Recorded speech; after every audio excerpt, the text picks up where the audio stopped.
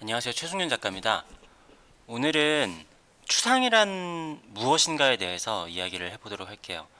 사실은 제가 추상을 그리는 사람이잖아요. 그런데 추상화라는 것도 그렇고, 사실 추상이라는 것 자체가 많은 분들에게 굉장히 어렵다라는 인식이 있어요. 뭐 어떻게 보면 좀 어려운 건 맞아요. 뭐 모든 추상은 저도 추상적인 것을 이해하는 것이 굉장히 좀 어려우니까. 근데 제가 지금 보이는 화면은 구글 어스인데요. 구글 어스를 보면서 여러분들께 추상에 대해서 좀 간단하게 설명을 해드리고자 해요. 자, 일단은 여기서 한번 우리나라를 찾아볼까요? 이쯤이겠죠? 자, 여기서 대한민국이 보이고 확대하고 제가 살고 있는 서울을 확대를 해보도록 할게요. 자, 서울을 확대를 해보면은 여기가 아마 여의도겠죠? 여의도고 이게 아마 저희 집이랑 멀지 않은 곳에 있는데 월드컵 경기장일 거예요. 서울 월드컵 경기장 상암. 자, 이 화면에서는 우리가 이게 지금 뭐 한 1km 상공에서 본 거라고 하는데 분명하게 그 구상적인 것이죠. 구상과 추상이 반대의 개념으로 보이잖아요. 이 월드컵 경기장이라는 거는 분명히 존재하는 객관적인 물체예요. 그렇죠? 근데 이것을 그냥 점점 멀리 보도록 할게요. 다시 점점점 멀어지고 이렇게 되면은 다시 또 우리나라죠. 다시 또 멀어지고 이렇게 되면은 다시 우리의 지구가 보입니다. 무슨 얘기냐면은 사실 지구는 이렇게 보면은 이게 뭘까요? 하나의 추상이죠. 그렇지만 확대를 하면은 그냥 어떤 이게 아프리카 대륙인 거고 뭐 어느 한 지점을 보더라도 이 정도에서 보면 이게 독일이고 프랑스고라는 걸 알 수가 있죠. 그런데 뭐 예를 들어서는 이 정도 됐다. 확대를 했다. 이러면 이게 추상처럼 보일 수도 있잖아요. 자, 우리가 많이 가는 파리 한번 봐볼까요? 파리를 가고 하면 여기 노트르담 대성당이 보이네요.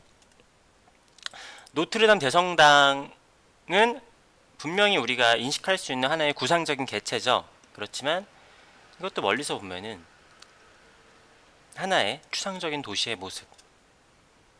하지만 추상에서 더 멀어지면은 우리가 알고 있는 프랑스의 땅의 모양이 나오고 더 멀어지면은 다시 또 지구가 나오죠. 자, 여기서 지구에서 좀 더 멀어져 볼까요? 뭐 이 프로그램 자체에서는 지금 지구에서 멀어져서 우주의 모습까지 보이진 않는데 뭐 태양계가 엄청나게 많은 태양계가 모여 있으면은 이게 뭘까요? 이게 뭐 용골자리 성운이라고 하는데 이게 뭐 은하가 뭐 몇 개가 붙어 있는 걸 수도 있겠고 뭐 어마어마한 우주겠죠. 얘네들도 멀리 가면은 하나의 굉장히 추상적인 이미지가 되어요. 어떤 이야기냐면은 사실은 구상이 모이면 추상이 되고 추상이 모이면 구상이 되는 거예요. 그런데 어느 지점부터가 구상이고 어느 지점부터가 추상인지는 사실은 사람들이 어느 지점까지 자기만의 기준에 따라서 변할 수가 있겠죠. 자, 이 정도로 보면은 이게 추상일 수도 있고 이 정도도 추상일 수도 있고 누군가에게는 구상으로 보일 수도 있겠죠. 다시 또 파고 들어가서 사람까지 들어가서 그 사람 안에 세포들을 본다라고 하죠. 나라는 존재는 추상적이지 않은 구상적인 존재겠지만 나의 몸으로 파고 들어가서 세포의 모양이나 아니면 원자의 모양들을 보면은 그것도 하나의 추상으로 보일 수 있겠죠. 추상이 모이면은 구상이 되고 구상이 모이면은 추상이 돼요. 그렇기 때문에 제가 여러분들에게 어떤 개념을 설명을 드리거나 아니면은 세상에 대해서 이해를 하려고 할 때 우리가 반드시 알아야 될 것이 추상적인 개념을 이해를 해야 돼요. 구상적인 것들을 어느 정도의 단계가 두세 단계만 넘어가더라도 그 모양 자체는 굉장히 추상적으로, 그러니까 추상은 사실 아니지만 추상으로 보일 뿐인 거예요. 제가 앞서서 구상이 모이면 추상으로 보인다고 그랬잖아요. 근데 그 추상 안에도 들어가면 구상이라는 게 있잖아요. 사실은 추상이라는 것도 구상이라는 것도 우리가 어떤 지점에서 생각하느냐에 따라서 허상일 수도 있고 허상이지 않을 수도 있는 거죠. 그렇기 때문에 어떻게든 생각을 하면은 우리는 뭐 객관적인 것에 대해서 이야기를 하지만 객관적인 것도 모이면은 다시 또 구상적인 것이 되는 거거든요. 이것은 뭐 그림이나 아니면은 제가 지금 지도나 우리 뭐 지구, 우주에 대해서 말씀을 드렸지만 다른 모든 것에 빗대어 봐도 비슷해요. 뭐 사람 간의 관계도 그렇고 정치적인 것도 그렇고 많은 것들이 추상적이지만 구상적으로 보이고 구상적이지만 추상적으로 보이고 제가 이전에 음과 양과 무와 유에 대해서도 얘기했잖아요. 사실은 본질을 같이 하지만 엄연히 다른 존재이고 우리 주변에 언제나 있는 거죠. 우리는 추상 안에 살고 있고 사실은 우리도 추상화의 하나의 일원일 수도 있다는 거예요. 그런데 다시 또 나라는 존재는 여러분 자기의 마음을 정확하게 알고 있는 사람이 있을까요? 내 안에 우주라는 것도 굉장히 복잡하기 때문에 추상적이죠.